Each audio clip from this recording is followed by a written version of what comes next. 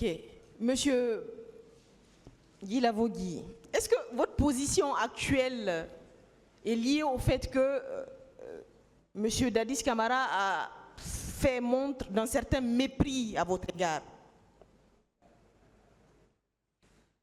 Je n'ai pas bien saisi. Vous n'avez pas compris ma question. Oui. Je veux dire votre revirement. C'est-à-dire que vous êtes passé ici il y a 8 mois, vous avez dit qu'un président de la République ne peut pas envoyer des gens au stade massacrer sa population. Moi, c'est la réponse que vous m'avez donnée ici il y a 8 mois. Aujourd'hui, vous dites que c'est sa responsabilité, il doit assumer sa responsabilité. Moi, je n'ai pas dit ça. Vous n'avez pas dit ça. D'accord. Vous n'avez pas non plus dit ici tout de suite que c'était sa responsabilité. Madame, il devrait assumer sa responsabilité. Maître, je suis en train de répondre à vos questions. Posez-moi des questions. Monsieur Guy Lavogui, votre revirement est-il lié au mépris que Monsieur Dadis Camara a à votre égard? Bon, s'il y avait mépris, depuis le départ, j'allais faire ce que je suis en train de faire. Pourtant, vous avez dit dans vos déclarations... Le mépris a commencé longtemps, avant même le 28 septembre. Ce n'est pas lié à ça. Je suis un homme avant tout, hein, je réfléchis. Il y a le temps pour toutes choses. Il y a un temps pour dire la vérité. Il y a un temps pour tous. Il y a un temps pour grandir, il y a un temps pour vieillir, il y a un temps pour mourir. Ça donne Ecclésiaste.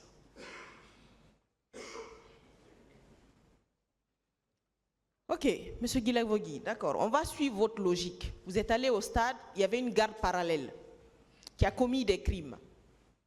À votre retour au camp Alpha Yaya, est-ce que vous avez posé des questions à celui qui était à la tête, le commandant en chef des forces armées,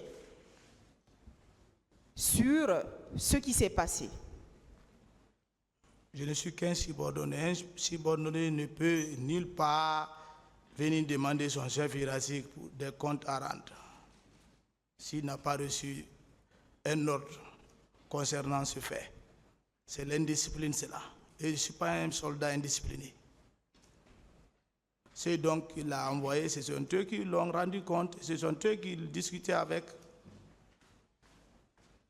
Monsieur Guy Lavogui, il y a eu plusieurs semaines après le massacre, beaucoup de choses dites qui ont été dites dans les médias, notamment sur la responsabilité de la garde présidentielle.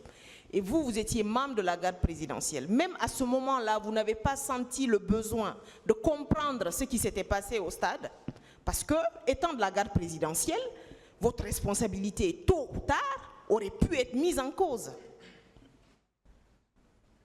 Ça, c'est Dieu qui le sait, mais moi, je ne suis pas responsable de la garde présidentielle, je suis qu'un subordonné. Mais vous êtes là aujourd'hui devant ce tribunal en quelle qualité? C'est le destin. Et le tribunal appréciera. D'accord. Monsieur le Président, je n'ai plus d'autres questions. Merci, Monsieur le Président. Monsieur Marcel Guy Lavogui. Monsieur Marcel. Maître. Vous avez dit à l'entame que vous demandez une protection. Est-ce que cela veut dire que vous êtes menacé ou bien vous êtes sur une pression de qui que ce soit? J'ai demandé ça, c'est le terrain qui commande le corps. C'est notre pays, j'ai demandé la protection de ma petite famille, c'est tout. Donc vous n'êtes, à ce jour, vous n'êtes pas menacé? Moi, je ne suis pas menacé. Très bien. Est-ce que vous êtes le neveu de M. Moussa Dadis Camara? Je n'ai pas de réponse pour ça. Est-ce que vous vous êtes fait passer pour le neveu de M. Moussa Dadis Camara pendant son règne? Je n'ai pas de commentaire sur ça. Très bien. Vous étiez parmi le groupe qui assurait la garde rapprochée de M. Moussa Dadis Camara, n'est-ce pas? Jusqu'aux événements du 28 septembre 2009. J'ai largement expliqué ça, maître. Dans votre procès verbal, vous avez dit que votre équipe était constituée de 120 hommes répartis en 3 groupes, que vous agissiez par rotation. Est-ce que ce groupe était dirigé par M. Toumba Diakité. Le commandant Toumba était l'aide du camp. Il est proche du président. Il a été nommé par décret. Il y avait un commandant du salon pour le service de garde. Est-ce que vous étiez l'adjoint de M. Toumba? Non. Vous étiez qui dans ce groupe? J'étais Quel était votre un garde fonction? rapproché du président Moussa Dadis Camara. Il a passé ici. Je n'ai pas reçu. Si j'avais un poste, j'allais le dire. J'avais un poste. Ce n'est pas un crime avoir un poste. Vous n'étiez pas l'adjoint de M. Toumba? Non. Non, il n'y a aucun acte qui prouve que Marcel était adjoint à telle personne. Pourtant, Dans vous étiez... l'armée, il faut, s'il n'y a pas de décret, mais il y a un ordre de service. D'accord. En tant que garde rapproché, vous receviez les ordres de qui? Je reçois les ordres de mon chef, Qui? le commandant Toumba. Est-ce que vous receviez également des ordres de M. Dadis? Le président commande le pays, il a l'ordre de tous les militaires. Donc, vous receviez les ordres du président Dadis et de M. Toumba? Je suis sous les instructions du commandant Toumba. Très bien. Si le président a besoin, il passe par son aide du camp. Votre dotation en armes et munitions était constituée de quoi? Je n'ai pas de réponse pour ça. Dans votre procès verbal, vous avez parlé d'un PMAK et d'un code 45. Est-ce que vous le confirmez? Je le confirme. Donc, vous n'aviez que 2 armes à votre disposition. J'avais 2 armes. Voilà. Vous n'aviez que le PMAK et le Colt 45 à votre disposition. Avant. Mais pas Oui, maintenant. avant, oui. Voilà. Est-ce que jusqu'au 28 septembre, c'est les 2 armes-là que vous aviez? Oui, bon, avec une grenade. Je marche avec ça depuis longtemps, avant même l'avènement du 28 septembre. Une grenade? Ah oui, Donc ça fait 3. c'est comme vous voulez. Qui vous a doté de grenades? Qui m'a doté de grenades? Je vous ai dit que nous sommes à l'armée guinéenne. Nous sommes tout le monde s'est doté de lui-même dans les mitrailleries militaires ici. Ah. Donc vous étiez libre d'aller vous procurer des armes Mais l'armée s'est sans l'ordre révoltée de votre ici. hiérarchie? L'armée s'est révoltée ici contre le général Lansana Conté. Vous n'avez pas entendu ça? Vous étiez où? Mais les magasins ont été pillés. Un militaire ne peut pas manifester sans armes. Donc vous faites partie des gens qui ont pillé l'armurerie? Non, mais on n'a pas pillé, c'est pour nous. C'est pour nous. Oui. Vous êtes partis vous servir. On s'est servi pour le bien commun. Et votre hiérarchie était au courant que vous déteniez illégalement ces La armes? hiérarchie même s'est dotée.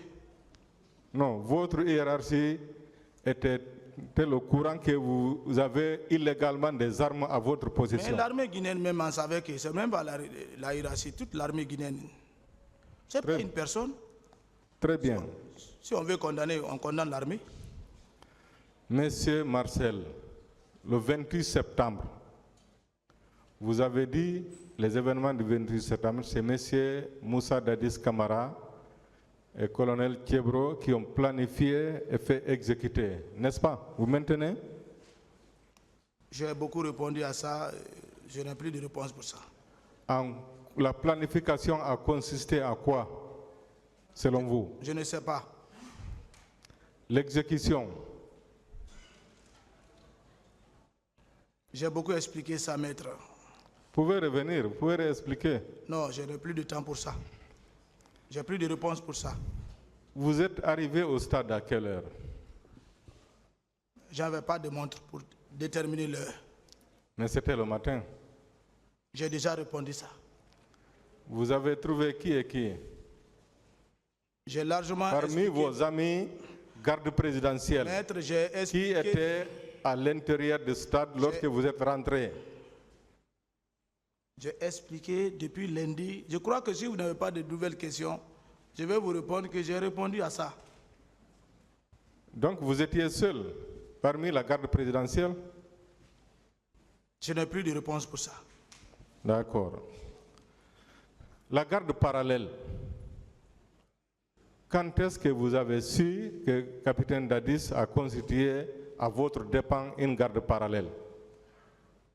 Maître, j'allais faire que les gens vont dire que j'ai la mauvaise foi. Ce n'est pas. J'ai répondu à tout ceci là, je crois bien. Et défini même la garde parallèle ici devant Non, vous. je n'ai pas dit la définition. J'ai dit quand est-ce vous avez compris? J'ai parlé ça et si vous n'avez pas d'autres questions, je ne peux plus lui répondre à ça. Vous ne pouvez pas. Plus qu'on parle, plus qu'on dit des bêtises. Et moi, je ne suis pas là à dire des bêtises, je suis là à dire que la vérité. Monsieur Marcel, vous étiez très fort. Vous-même, vous avez magnifié votre force à l'époque. Lorsque vous avez compris qu'il y a une garde parallèle, qu'est-ce que vous avez fait pour empêcher l'existence de cette garde parallèle? C'est le président de la République à répondre à cette question. Moi, je ne suis pas là pour anéantir le plan de quelqu'un. Non, j'observais et je m'adaptais à la situation. Donc vous avez accepté? Pas accepté, mais c'est le pouvoir. Mais vous n'avez rien fait pour empêcher? Alors que vous étiez n'avais pas fort. de possibilité pour empêcher. Est-ce que vous avez manifesté votre mécontentement ou votre désaccord? Mécontentement ou pas, je le disais la vérité des fois. J'ai dit, tu es en train de nous trahir. Mais malgré tout, vous avez continué à le servir comme avant, malgré l'existence de la garde parallèle. C'est ça la mission d'un militaire. Le militaire doit combattre jusqu'à épuisement des moyens de force. Dans ces conditions, si la garde parallèle commet des crimes, est-ce qu'on ne peut pas vous associer à ces crimes? Non, on ne peut pas m'associer parce que je ne fais pas partie de la garde parallèle. Pourquoi? Parce que vous avez accepté la situation, n'est-ce pas? Non, je ne suis pas président, ce n'est pas moi qui ai créé. Mais vous avez accepté